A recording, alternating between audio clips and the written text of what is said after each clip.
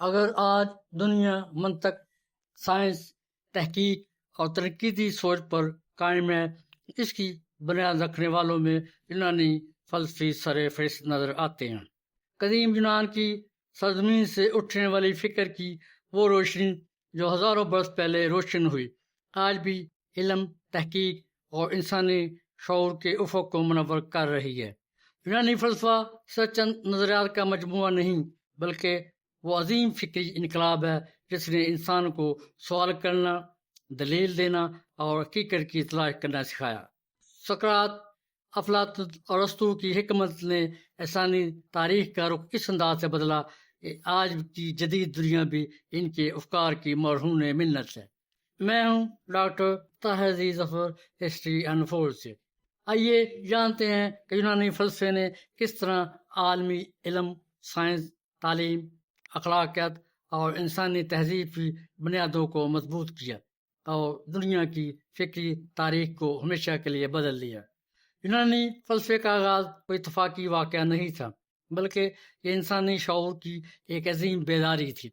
چھٹی قبل مسیح میں بحیرہ روم کے ساحلی شہر ملیٹس میں ایک شخص نے کہا کہ پانی ہر چیز کی اصل ہے۔ یہ شخص تھیلس تھا اور اس ایک جملے نے دنیا کی تاریخ بدل دی۔ اس سے پہلے انسان موسم، زلزلوں، پیدائش اور موت کو دیوتاؤں کے غضب یا خوشی سے جوڑتا تھا، لیکن تھیلس نے پہلی بار کہا کہ شاید ان سب کے پیچھے کوئی طبعی اصول ہے، کوئی مادہ، کوئی قانون۔ یہی وہ لمحہ تھا جب فلسفہ پیدا ہوا، یعنی مافوق الفطرت سے نکل کر فطرت، عقل اور مشاہدے کی طرف پہلا قدم۔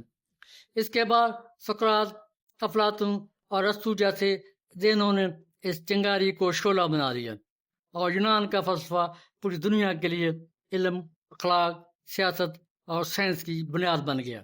فلسفہ کیا ہے؟ لفظ فلسفہ یونانی لفظ فلوسوفیا سے ماخوذ ہے، جس کا مطلب ہے دانش کا شوق۔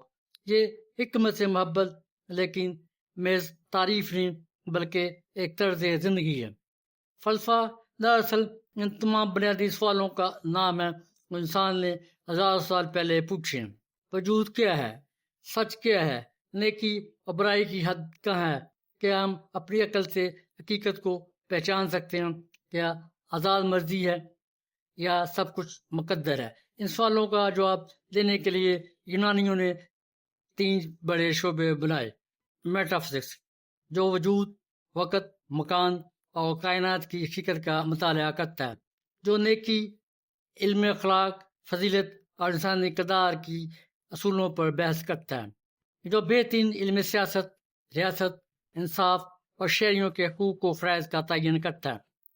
یونانیوں کے نزدیک فلسفہ صرف پڑھنے پڑھانے کا مضمون نہیں تھا، بلکہ یہ ایک ایسی مشعل تھی جو ہر انسان کو اپنی زندگی خود روشن کرنے کا موقع دیتی ہے۔ اہم فلسفی اور ان کی خدمات پر بات کرتے ہیں۔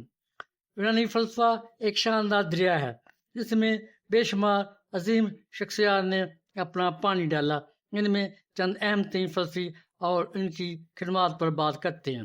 تھیلس 624 سے 546 قبل مسیح، یہ پہلا فلسفی سمجھا جاتا ہے جس نے کہا کہ پانی اصل مادہ ہے۔ اس نے سورج گرہن کی پیشگوئی کی اور ہنسا کو عملی شکل دی۔ اس کا سب سے بڑا کارنامہ یہ تھا اس نے قدرتی مظاہر کو دیوتاؤں سے نہیں بلکہ فطرت کے قوانین سے جوڑا۔ پائتھاگورس 570 سے 495 قبل مسیح، اس نے ریاضی کو فلسفے کا حصہ بنایا۔ اس کا قول تھا کہ اعداد ہر چیز کے پیچھے ہیں۔ اس نے موسیقی، ہندسہ اور فلکیات کو اعداد کے ذریعے سمجھایا۔ آج کا پائتھاگورس تھیورم آج بھی ریاضی کے طلباء کے لیے بنیادی حیثیت رکھتا ہے۔ ہیراکلائٹس 535 سے 475 قبل مسیح، اس نے کہا کہ ہر چیز بہتی ہے۔ اس کا ماننا تھا کہ تبدیلی ہی کائنات کی واحد حقیقت ہے اور تعداد جیسے گرمی اور سردی، دن اور رات ایک دوسرے کے بغیر معنی نہیں رکھتے۔ پارمینائڈس 515 سے 450 قبل مسیح، اس کی سوچ ہیراکلیٹس کے بالکل برعکس تھی۔ اس نے کہا کہ تبدیلی محض ایک وہم ہے، حقیقت ایک ابدی غیر متغیر اور مکمل وجود ہے۔ اس نے وجود اور عدم پر گہری بحث کی جو آج تک مابعد الطبیعت کا بنیادی مسئلہ ہے۔ سقراط 470 سے 399 قبل مسیح۔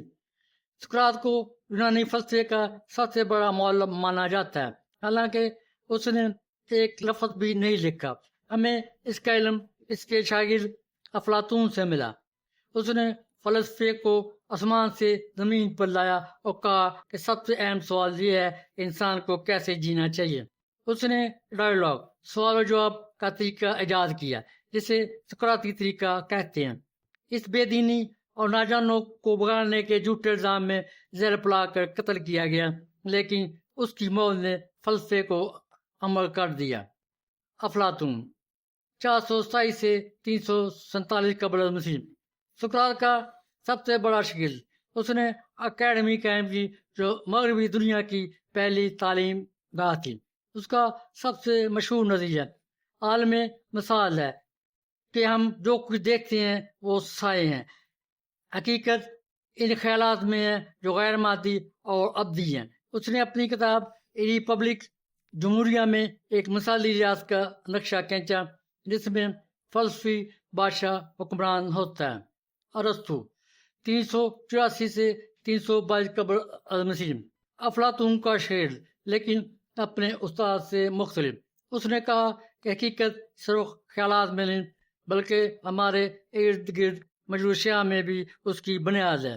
اس نے بنیاد منطق اور یقین میں رکھی، اپنی کتاب استدلال کے قواعد مرتب کیے۔ اس نے 500 سے زائد جانوروں کا مشاہدہ کر کے حیاتیات کی بنیاد رکھی۔ اس نے سیاست اور اخلاقیات پر شاہکار کتابیں چھوڑی ہیں۔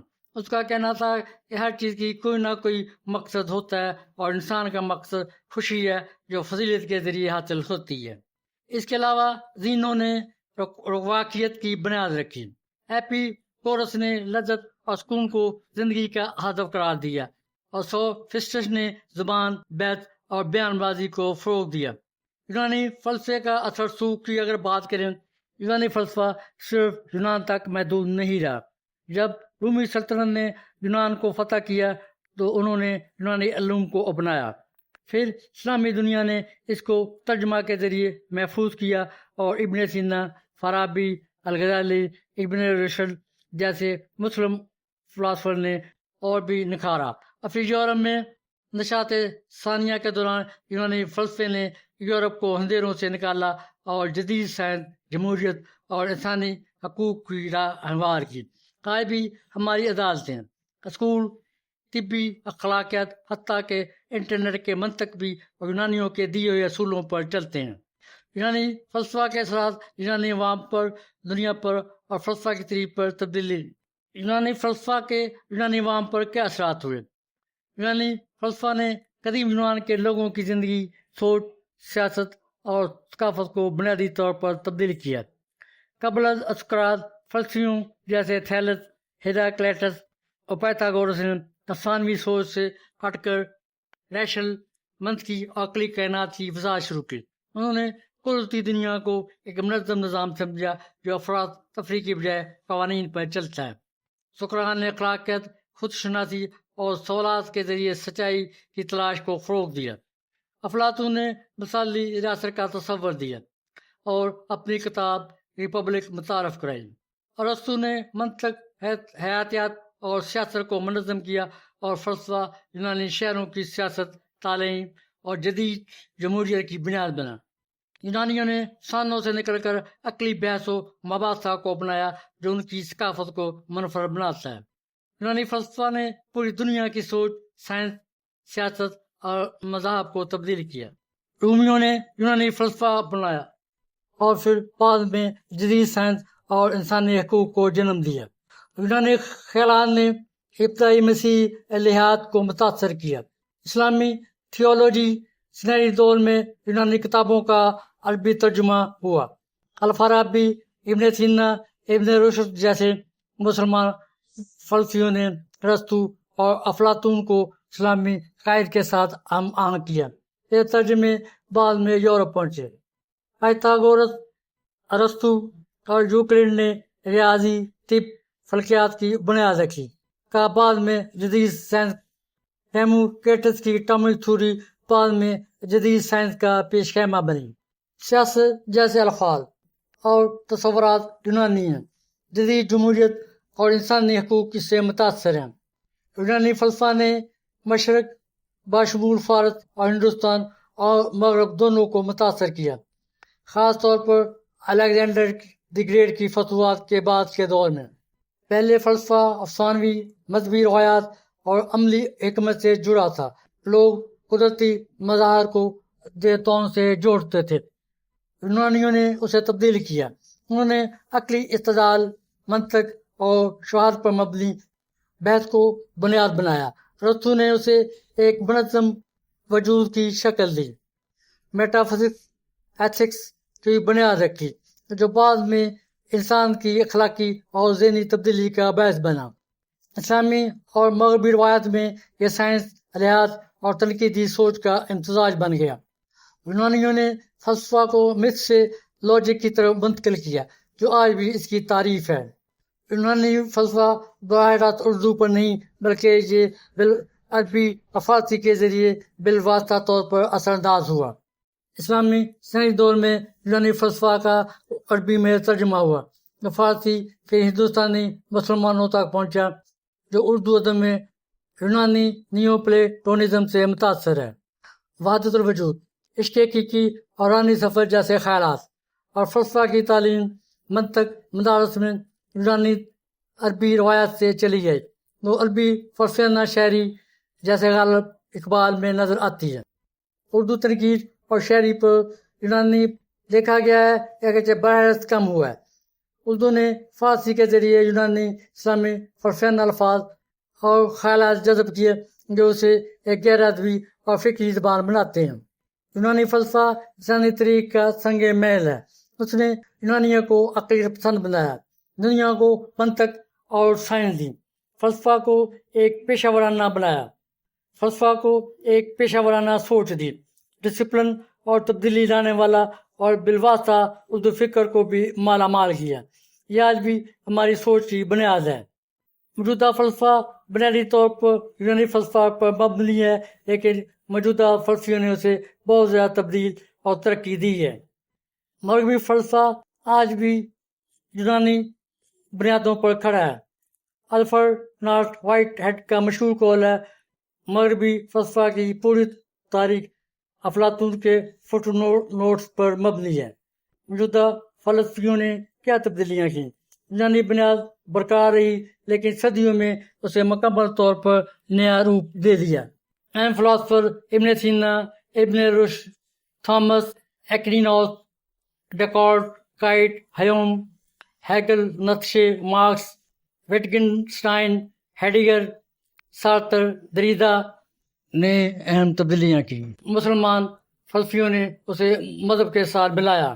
موجودہ فلسفہ یونانی جڑوں سے نکلا ہے لیکن اب وہ یونانی فلسفہ نہیں رہا. یہ ایک زندہ درخت کی طرح ہے جس کی جڑیں یونان میں ہیں لیکن شاخیں، پتے اور پھل بالکل نئے ہیں. اس کی موجودہ فلسفے کی اساس یونانی ہے. موجودہ فلسفیوں نے اسے ایک گہرائی سے تبدیل کیا ہے. اسلامی فلسفے کا یونانی فلسفے سے گہرا اور بنیادی تعلق ہے.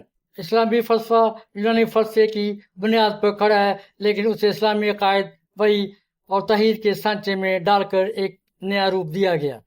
8ویں سے 10ویں صدی میں عباسی خلافت کے دور میں یونانی کتابوں کا بڑے پیمانے پر عربی میں ترجمہ ہوا. اہم اسلامی فلسفی الکندی، الفارابی، ابن سینا، ابن رشد جو یونانی فلسفے سے متاثر ہوئے اور اپنے عقائد سے جوڑا. مسلمان فلسفیوں نے یونانی منطق، ما بعد الطبیعت اور طبیعت کو اپنایا لیکن اسے توحید اور نبوت کے ساتھ ہم آہنگ کیا. انہوں نے یونانی خیالات کو جوں توں نہیں لیا. ارسطو نے قدیم کائنات کے نظریے پر تنقید کی. افلاطون کی مثالی ریاست کو اسلامی خلافت کے سانچے میں ڈالنا، عقل اور وحی کے درمیان توازن قائم کرنا. اسلامی فلسفہ یونانی جڑوں پر کھڑا ہے لیکن وہ محض نقل نہیں. اس نے یونانی عقل پرستی کو اسلامی وحی اور توحید کے ساتھ ملا کر ایک الگ اور زرخیز روایات قائم کی.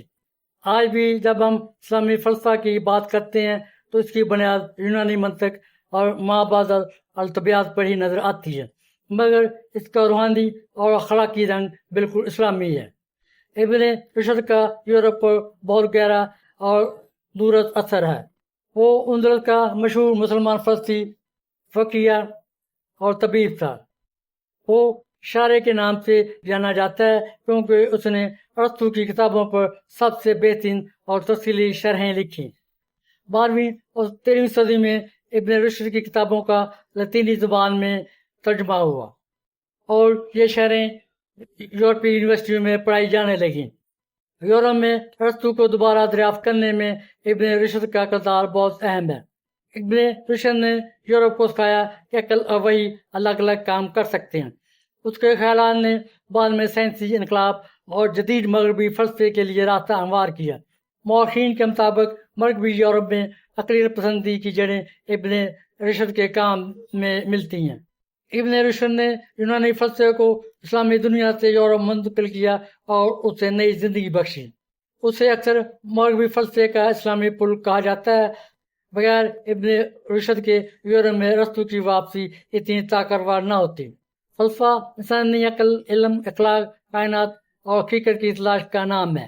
قدیم یونان میں سقراط، افلاطون اور ارسطو نے فلسفے کی بنیادیں مضبوط کی، جبکہ اسلامی دنیا میں الفارابی، ابن سینا، ابن رشد، امام غزالی اور بعد میں علامہ محمد اقبال نے فلسفے کو قرآن و سنت کی روشنی میں نئی شکل دی۔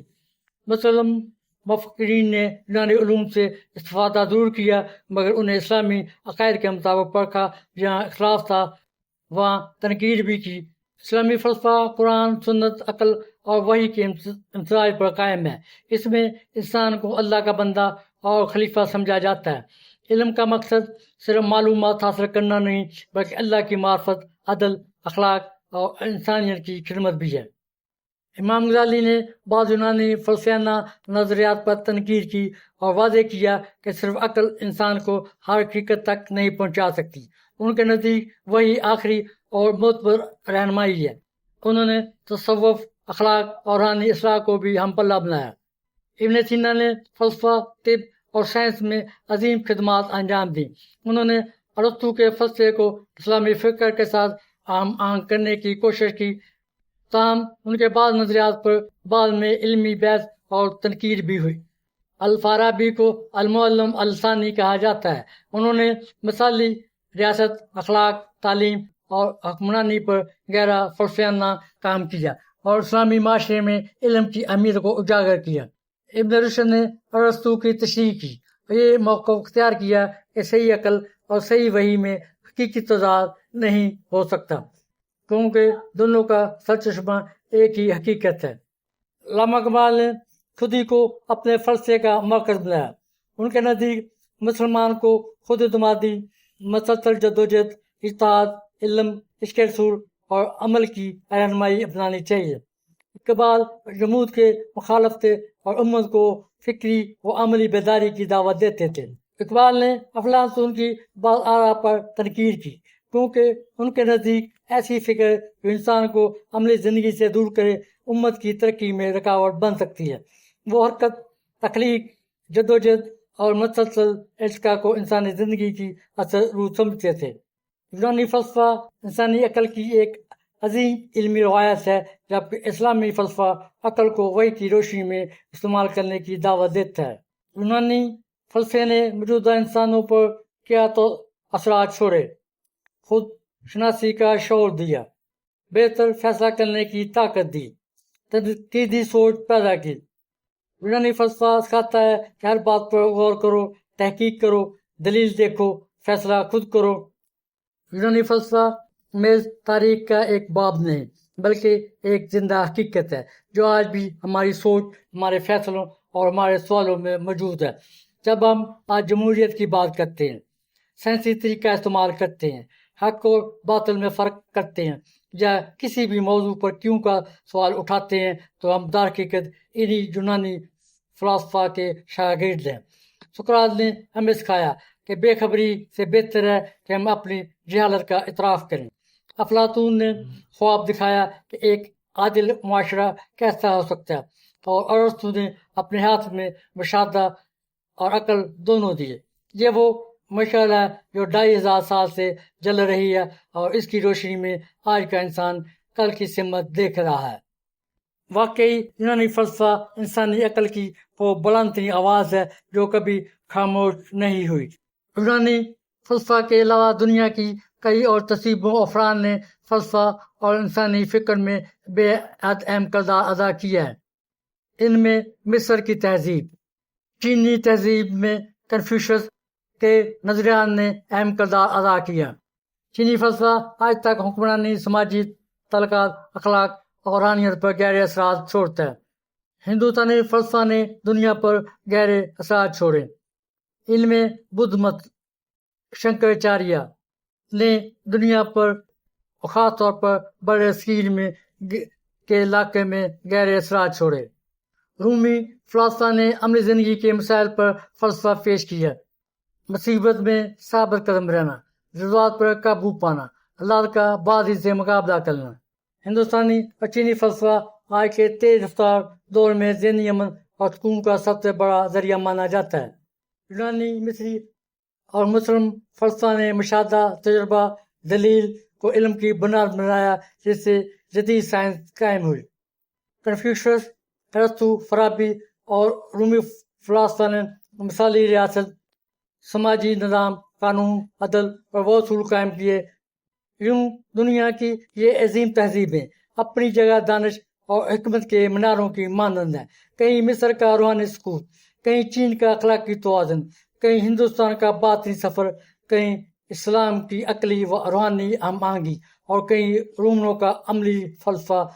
فلسفہ کسی ایک قوم کی میراث نہیں، بلکہ انسانیت کا مشترکہ نور ہے جو صدیوں سے دلوں کو منور کرتا چلا آ رہا ہے اور آئندہ بھی کرتا رہے گا. یونانی فلسفہ صرف ماضی کا علمی ورثہ نہیں، بلکہ آج کی سائنس، سیاست، اخلاقیات اور نفسیات کی جڑ ہے. انہوں نے انسان کو سکھایا کہ اپنے آپ کو جان اور ہر بات پر کیوں کا سوال کرو. اگرچہ صدیاں گزر گئیں، مگر سقراط، افلاطون اور ارسطو کے خیالات آج بھی ہماری سوچ کو راہ دکھاتے ہیں. یونانی فلسفہ دراصل عقل کی آواز ہے جو آج بھی گونجتی ہے. یونانی فلسفہ فکر کے دریاؤں سے گزرتا ہوا آج بھی اسی طرح تازہ ہے جیسے ہزاروں سال پہلے تک. یہ سوچ کو راستہ، دل کو روشنی اور انسان کو معنی عطا کرتا ہے. اس نے انسان کو یہ سکھایا کہ زندگی ایک سفر ہے، سوالوں کا، جستجو کا، حق کی تلاش کا. علم، کردار، عقل اور مشاہدہ، یہ وہ خزانے ہیں جو یونانی حکمت نے انسانیت کو عطا کیے. یہ جو طالب علم ایک خزانے کو تھام لیتا ہے وہ اپنی دنیا بھی بدلتا ہے اور دوسروں کے لیے چراغ راہ بھی بن جاتا ہے.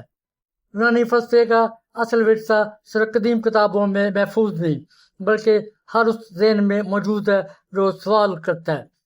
اگر آج دنیا علم، منطق، سائنسی تحقیق اور تنقیدی فکر کو ترقی کی بنیاد سمجھتی ہے تو اس کی جڑیں یونانی فلسفے کی اسی زرخیز سرزمین میں پیوست ہیں.